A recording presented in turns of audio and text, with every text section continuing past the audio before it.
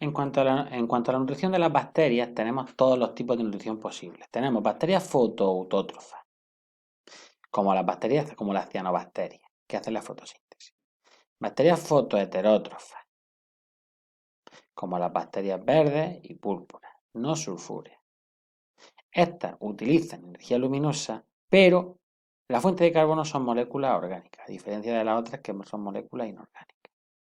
Tenemos las bacterias quimioautótrofas, como las bacterias nitrificantes, las típicas de la quimiosíntesis, que estudiamos en el tema del anabolismo, y las quimioheterótrofas, o heterótrofas de toda la vida, las que se alimentan de materia orgánica, normalmente muerta. Son la mayoría de bacterias. 4 ejemplos de este. Tenemos en esta imagen. Bacterias fotoautótrofas, las cianobacterias de toda la vida.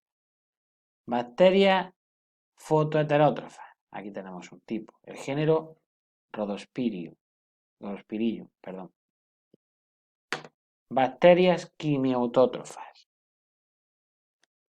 las del género Nitrobacter.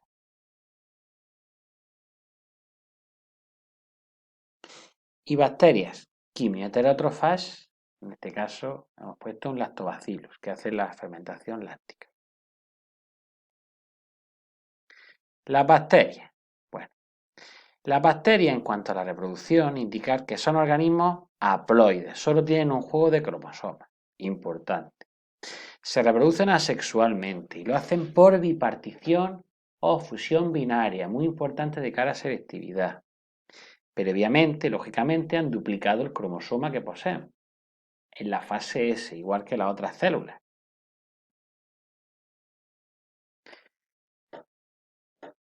Cosa importante, las bacterias también pueden intercambiar ADN a través de mecanismos parasexuales, ¿vale?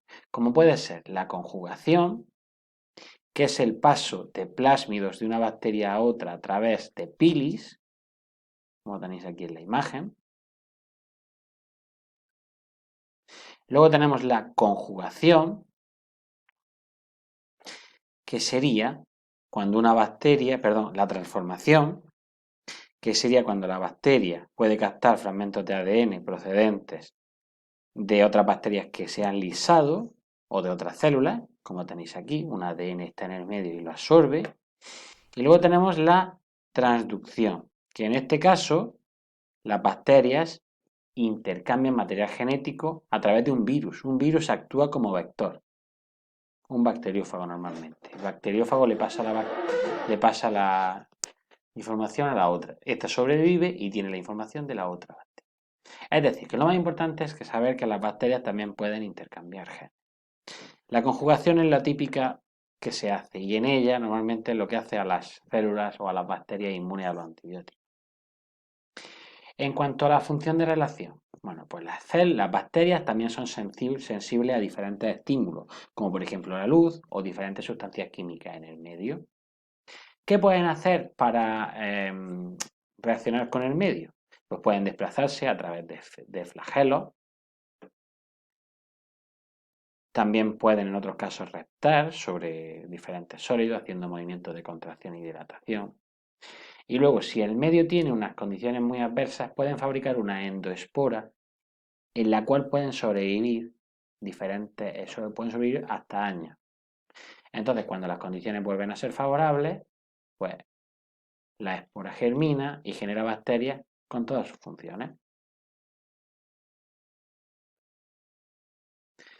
Imágenes de bacterias que suelen caer. Bueno, vamos a ver. Espirilos con forma redonda. Bacilos, la más normal que os caiga. Y luego, cocos con forma redonda. Bacilos con forma de cápsula. Y espirilos. La más típica es el bacilo, como siempre digo. Esta es más típica. Los cocos, en este caso estreptococos, vibrios que tienen forma como de gusanito, espiroquetas. Aunque ya os digo, yo apostaría por el bacilo. Los cocos también pueden caer, ¿eh? Microorganismos eucariotas. Vamos a ver dos reinos. Reino protoctistas, que son las algas y los protozoos, y el reino hongos. Las algas, vamos a ver las características más importantes. Lo primero, son eucariotas, a diferencia de las bacterias. Son autótrofos y fotosintéticos. Disponen de cloroplastos con pigmentos fotosintéticos. Pueden tener clorofilas, xantofilas, carotenos. Las algas pueden ser pluricelulares o unicelulares. Si os preguntan la organización celular, pues hay que indicar que pueden ser pluricelulares o unicelulares. En este tema las que más nos importan son las unicelulares y pueden formar colonias de organismos. ¿Dónde pueden vivir las algas? Pues las algas pueden ser de medios marinos y de medios continentales, en aguas, lo que se conoce como fitoplancton. Por ejemplo, las diatomeas, uno de los principales productores de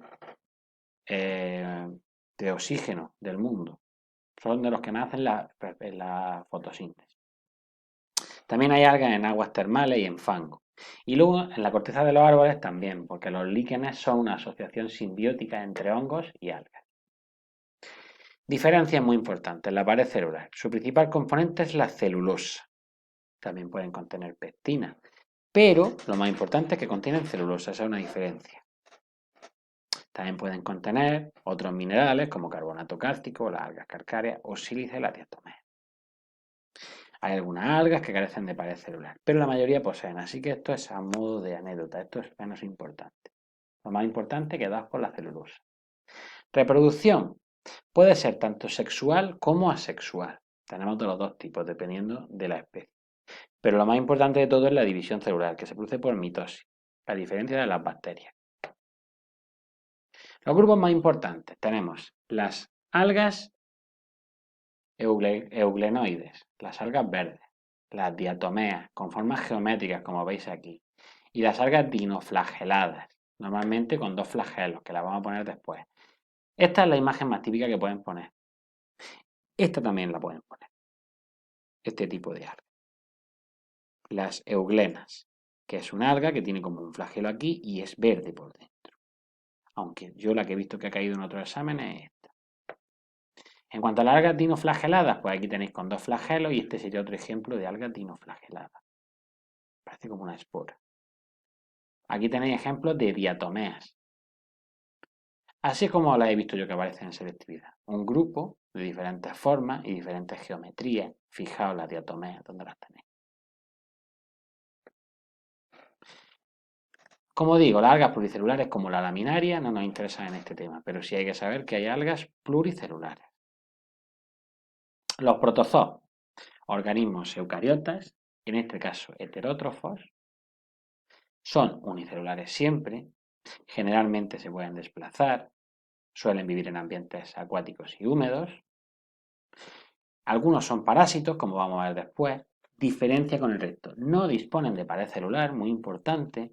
Su reproducción es asexual en este caso y su división celular es por mitosis. Grupos más importantes, los flagelados, los protozoos con pseudópodos, como vamos a ver después, principalmente la ameba, la más importante que pueden caer, los flagelados, vamos a decir luego los más importantes también, el tripanosoma, los cilios o los ciliados, que los más importantes son los paramecios, luego los esporozoos son menos importantes, aunque también pueden preguntar algo. Flagelado, aquí tenéis una imagen típica del flagelado que produce la enfermedad del sueño. Sería un tripanosoma, causada por la mosca Sepsis. Aquí veis el flagelo que tiene. Este es el Trypanosoma brucei. Típico flagelado que pueden poner. Podrían ponerlo perfectamente. Protozoos con pseudópodos. Bueno, pues los pseudópodos son prolongaciones de la membrana plasmática que sirven tanto para moverse como para capturar el alimento por fagocitosis. ¿Vale?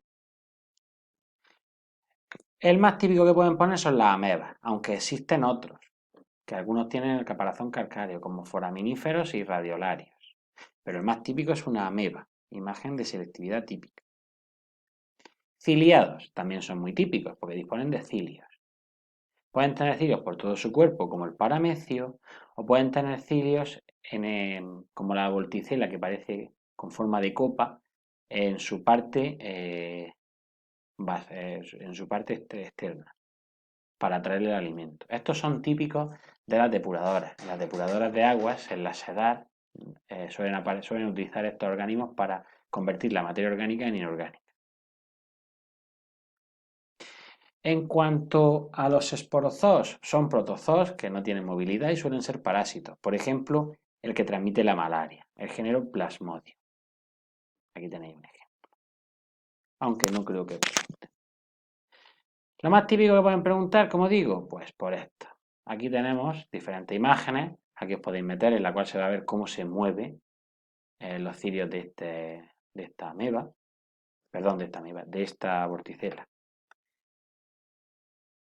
Y aquí tenéis una imagen muy interesante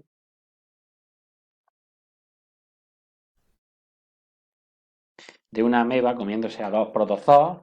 Veis cómo la ameba con los pseudopodos va absorbiendo a los protozoos con estas prolongaciones a modo de fagocitosis, porque está fagocitándolos para empezar a digerirlos. Estos son paramecios. Los paramecios se mueven con los cilios. Ahora vais a ver cómo se mueven. Lo está digiriendo y se alimenta de ellos.